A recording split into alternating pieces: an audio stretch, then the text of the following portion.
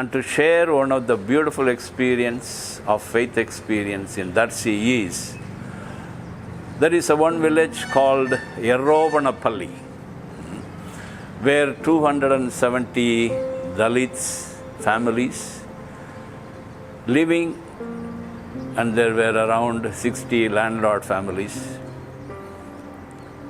Whenever I went and said Mass, there's a question that these people are always the slaves of these landlords. One day there was a Mass reading, gospel reading, sowing the seed. I said, let me sow the seed to these people, because the Panchayat election was coming near. I told them, you have 270 families' votes in your hand. Why don't you vote for yourself and elect one president among you? With that, I finished my sermon and stopped and finished the Mass and went home. After 3 months, one old man asked me, Father, you said something 3 months back, but you never talked to me about it. I said the seed was growing. Then I told him, let us start mobilizing the youth towards this goal that we should win. And I asked him to collect around 10 youth when I come next time. And he did. And started mobilizing the youth. The first reaction was, Father, they will kill us. But I told them, I am with you. We will fight it out. So it took for me 6 months to motivate the whole village, and we put one person as president, and we won the election.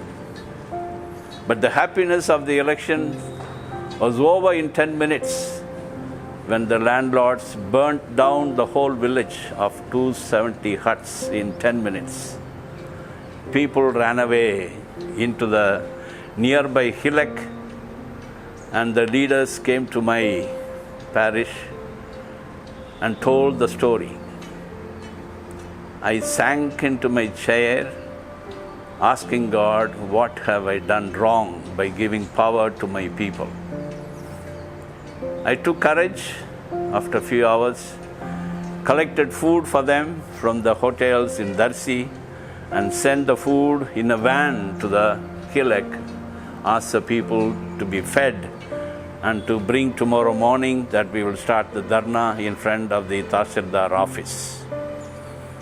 I went to bed around 3 and asked God to give me a sign at this crisis time. I had a very short sleep, but I had a beautiful dream. I was driving a bus. In the bus, the villagers are there.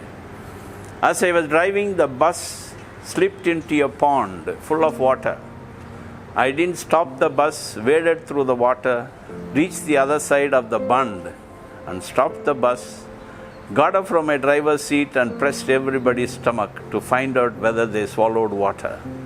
I found everyone alive. That was a beautiful message God gave me that day, to be courageous and to fight for these people. So I began the dharna with my people, sharing this dream to them, saying God is with us. And we fought for 1 week, and the result was successful. So government came down and gave a new place with 5 cents each for each family. But the officials told me only 77 houses were burnt. I said, yes, 77 4-walled houses. But each house had 4 families inside. But they said, Father, we cannot. But I bargained with them. You give me 270 house sites and you build 77. The remaining I will build. They asked me how. I said, I will do it. And we signed the memorandum. The following day I took my people, as Moses led the Israel into Israel. We reached, surveyed, and each one put a small tent, and we began the building. The dream which gave me the courage was proved correct because Provincial Father Bosco called me and said, Dr. Robert Vaikara from Austria has come to VRO. Please go and meet him. I rushed and came and shared with him the story. He said, come, we will go and see the village. He came and saw the village and he said, I am building all the remaining houses.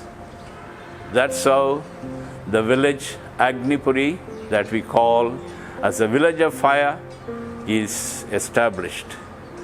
And when we built the village, we made contract with the mason that he should produce each house one mason of the young boys.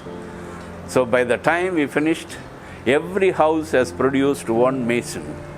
Now the whole village is full of masons and they stand on their own legs. And the political process that we began has reached a height that one of our own stakeholder is a Mandal president. And next time they aim for Zilla presidentship. So that is the empowerment process that the Lord walked with us and made the people to achieve.